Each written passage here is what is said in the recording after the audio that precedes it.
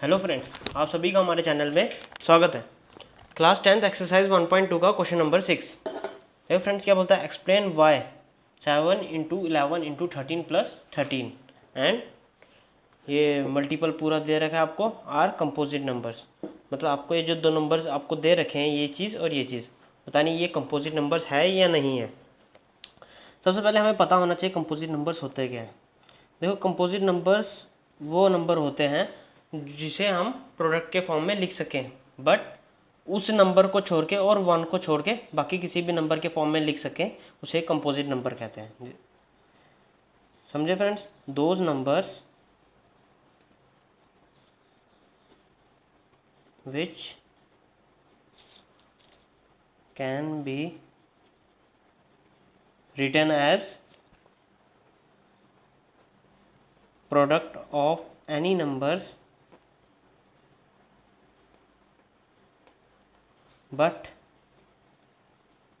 other than one and itself, ये होती है कंपोजिट नंबर की डेफिनेशन। देखो फ्रेंड्स, क्या बोल रहा है, those numbers which can be written as, हम जिस उस नंबर को लिख सकते हैं as a product of any numbers, उसको प्रोडक्ट के फॉर्म में लिख सकें, लेकिन but other than one and itself, मतलब वो नंबर जो खुद का नंबर और वन को छोड़ के अगर कोई भी नंबर के प्रोडक्ट के फॉर्म में हम लिख सकते हैं तो वो नंबर हमारा होगा कंपोजिट नंबर। एग्जांपल लेते हैं 4। जैसे एग्जांपल लिया मैंने 4 को मैं 2 इंटू 2 लिख सकता हूँ, तो 2 ज़ा 4 हो सकता है। अब देखो, 2 ना ही 4 है ना ही 1 है, मतलब कोई अलग अलग नंबर है, तभी तो 4 हमारा क्या है, कंपोजिट नंबर है, कंपोजिट है। अगला लेते हैं जैसे 3 को मैं कैसे लिखूँगा, 1 इंटू 3 करना पड़ेगा। अब मैंने ये बोला था कि जो अगर मैं प्रोडक्ट के फॉर्म में लिख रहा हूँ बट अदर देन 1 और उसके ही नंबर को छोड़ के जो खुद का नंबर है, खुद का नंबर भी आ रहा है और 1 भी आ रहा है, तो ये हमारा कंपोजिट नंबर नहीं होगा। कंपोजिट नंबर सिर्फ वो होंगे जो सिर्फ एनी अदर नंबर का प्रोडक्ट हो, को दूसरे नंबर का, या तो अगर खुद का हो या तो 1 का हो, तो वो हमारा कंपोजिट नंबर नहीं होगा। तो अब आते हैं, हाँ, ये होता है हमारा कंपोजिट नंबर की डेफिनेशन। इसकी एक और डेफिनेशन होती है, वो वाली होती है, दोज नंबर्स, मतलब उस नंबर में अगर जो भी आपको नंबर दे रखा है, अगर वो डिवाइड हो रहा है किसी भी नंबर से डिवाइड हो रहा है, तो वो आपका है कंपोजिट नंबर। अगर वो खुद के ही नंबर और 1 से डिवाइड हो रहा है तो वो आपका कंपोजिट नंबर नहीं होगा। क्लियर है फ्रेंड्स? ये होती है हमारी कंपोजिट नंबर की डेफिनेशंस। तो अब आते हैं ऊपर क्वेश्चंस पे आते हैं हम। क्वेश्चन क्या बोल रहा है, 7 इंटू 11 इंटू 13 प्लस 13। अब देखो, 7 इंटू 11, सबसे पहले बॉड मास तो हम जानते हैं। सबसे पहले क्या आता है, मल्टीप्लिकेशन, फिर आता है एडिशन। सबसे पहले मल्टीप्लाई करना है। 7 इंटू 11 77 हो गया, इंटू 13 प्लस 13, 77 इंटू 13, 21, 21, 23, 7 7 7 7 8 9 10, यह आ गया 1001 प्लस 13, तो ये हो गया 1014। ये कितना हो गया, 1014। इसको सॉल्व करके ये आया हमारा 1014। अब देखो फ्रेंड्स, इसे बताना ये हमारा कंपोजिट नंबर है। अब इसके बाद 1014 को हम फैक्टराइज करते हैं, प्राइम फैक्टराइज करते हैं। 2 5 से 10,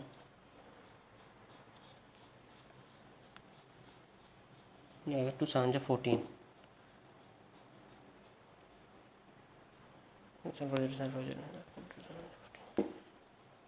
7 से नहीं कटेगा, 3 से, 3 1 से 3 4 5 20 18 6 18 3 9 से 27, 9 आ गया। 13 से कटेगा, 13 1 से 13, 13 से 39, 13 1 से 13। ये आ गए फैक्टर्स। देखो फ्रेंड्स, आ गए 1014 के क्या फैक्टर्स आ गए, 2 इंटू 3 इंटू 13 इंटू 13। अब देखो, मैंने इसको इस प्रोडक्ट के फॉर्म में लिख दिया। अब मैंने जब प्रोडक्ट के फॉर्म में लिख दिया, क्या ये 1014 आया मल्टीपल में? नहीं आया, ना ही 1 आया।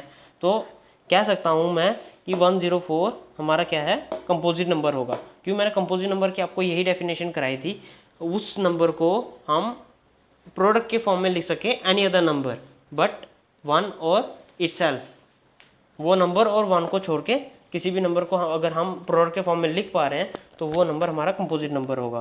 तो लिखेंगे therefore 7 into 11 into 13 plus 13 is a composite number. ये हो गया हमारा कंपोजिट नंबर। अब आते हैं सेकंड पार्ट। तो सेकंड पार्ट क्या बोलता है, 7 into 6 into 5 into 4 into 3 into 2 into 1 plus 5। क्या 7 into 6 into 5 into 4 into 3 into 2 into 1 plus 5। अब इसको सॉल्व करो, या तो यहाँ से अगर मैं 5 कॉमन ले लेता हूँ, 5 कॉमन ले लो, क्या बच जाएगा 7 into 6 into 5 into 4 into 3 into 5 तो कॉमन आ गया, 3 इंटू 2 इंटू 1 प्लस 1, क्योंकि 5 कॉमन आ गया तो प्लस 1 बच गया।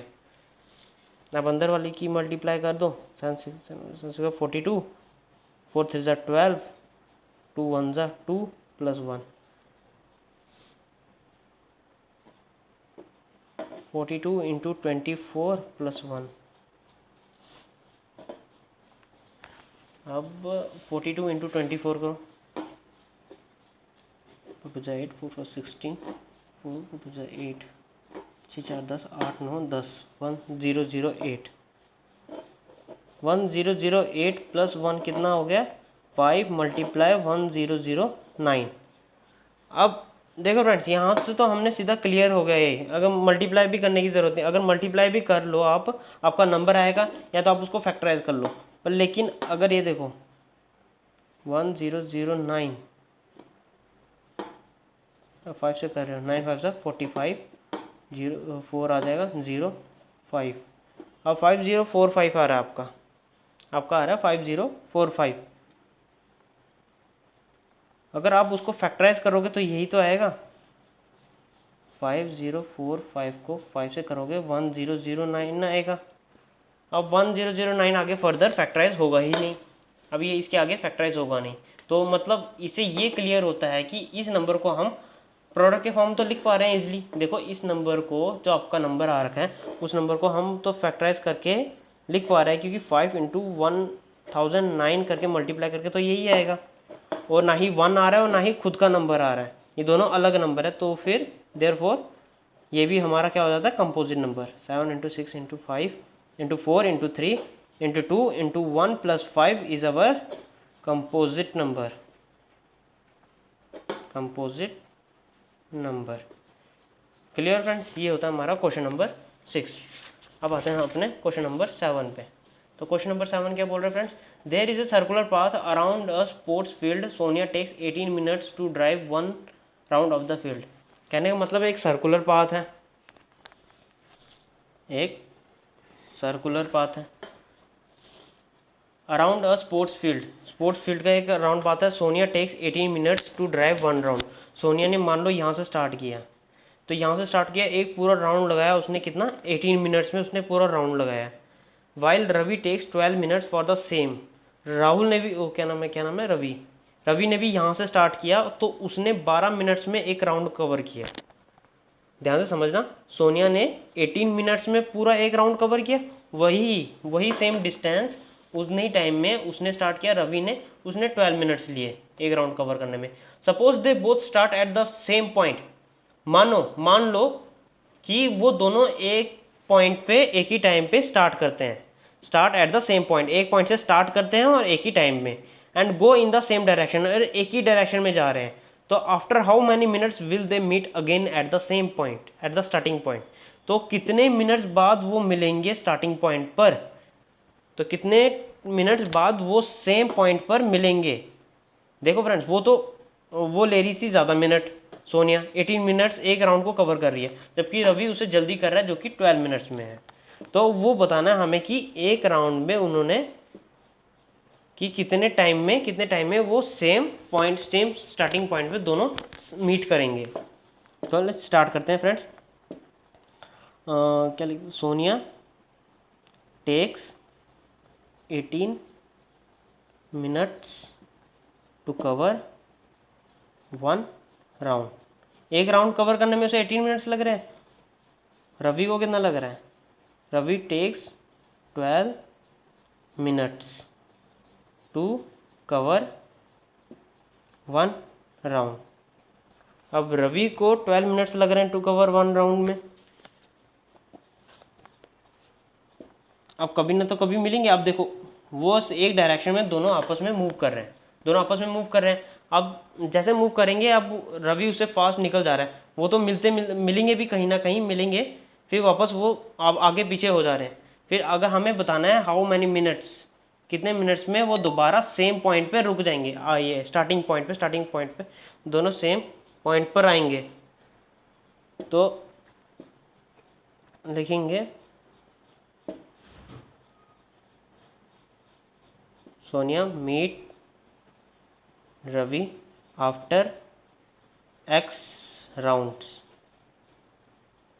सोनिया हमने माना, लेट सोनिया मीट रवि, सोनिया रवि से मिली after x rounds, x rounds उसने कवर किए तब जाके वो मिली।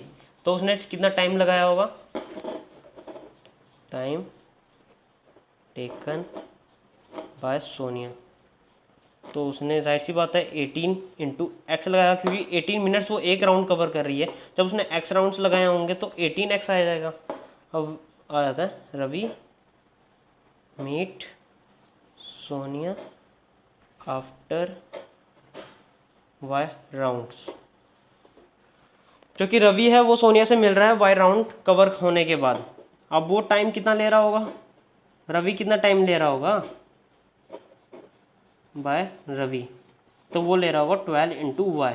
क्यों, क्योंकि वो उसने कवर किया, जब मिला हमने लेट किया, वो मिले स्टार्टिंग पॉइंट पे दोबारा मिल गए, पर उसने तब तक वाई राउंड्स कवर कर लिए थे।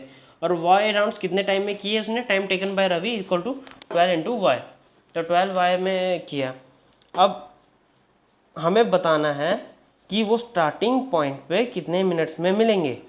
अब जो उनका ये होगा 18x टाइम टेकन, तो वो बराबर होगा कि मतलब इतने टाइम में वो मिलेंगे। तो जो कि हमारा 18x और 12y है ये इक्वल होगा, क्या होगा, इक्वल होगा आपस में। अब ये सेम पॉइंट पे मिलना है, बराबर टाइम पे मिलना है, तो देयरफॉर ये हमारा क्या होगा, इक्वल होगा। अब ध्यान से देखना, जो x है, x कितने राउंड्स होंगे वो हमें पता नहीं है। अब 18 का मल्टीप्लाई होगा तो वो 18 का मल्टीपल बन जाएगा, कुछ भी नंबर आएगा तो वो 18 का मल्टीपल ही तो बनेगा, और इधर ये 12 का मल्टीपल बनेगा। अब कहने का मतलब ये है कि अब वो जब सेम पॉइंट पे मिलेंगे, सेम पॉइंट पे जितना टाइम आएगा वो 18 और 12 का मल्टीपल होगा, 18 और 12 का मल्टीपल होगा। देयरफॉर इससे ये आता है कि वो उसका कॉमन मल्टीपल होगा, कॉमन मल्टीपल। अब वो जब रीच करेंगे आफ्टर वो स्टार्टिंग पॉइंट पे, तो 18 और 12 का मल्टीपल होगा, तो उन दोनों का क्या होगा, कॉमन मल्टीपल होगा। और हमें बताना था कि कितने मिनट्स में वो दोबारा स्टार्टिंग पॉइंट पे मिलेंगे, मतलब कम से कम टाइम में कब मिलेंगे स्टार्टिंग पॉइंट पे, मतलब लीस्ट कॉमन मल्टीपल LCM। तो क्या निकालना है, LCM ऑफ 18 एंड 12, 18 एंड 12 का LCM निकालना है हमें। 18 2 9 जा 18, 3 3 जा 9, 3 1 जा 3, और 12 का 2 6 जा 12, 2 3 जा 6, 3 1 जा 3। 18 के फैक्टर बन जाएंगे 2 इंटू 3 इंटू 3, और 12 के बन जाएगा 2 इंटू 2 इंटू 3।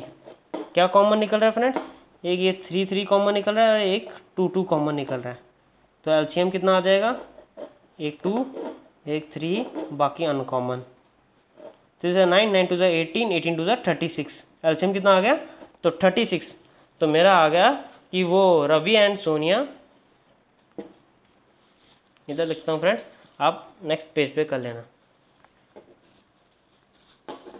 जो इतना मिनट्स आ गया 36, ये भी लिख लेता हूँ,